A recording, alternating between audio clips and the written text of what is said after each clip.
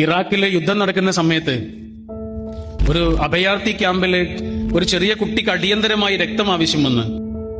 അപ്പൊ രക്തം കൊടുക്കാൻ അവിടെ വലിയ ആളുകൾ ആരുമില്ല.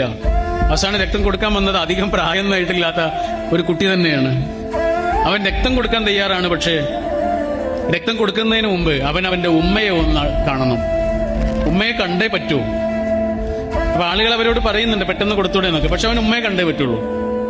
അതിന്റെ കാരണം ചോദിച്ചപ്പോഴാണ് അവൻ പറയുന്നത്, ഞാൻ എന്റെ ചോര അവന് കൊടുത്തല്ലേ, ആ കുട്ടിക്ക് കൊടുത്തല്ലേ ഞാൻ മരിക്കൂലേ. അവൻ വിചാരിച്ചത് ചോര കൊടുത്താൽ മരിക്കുന്ന. അവനങ്ങനെ വിചാരിച്ചത്.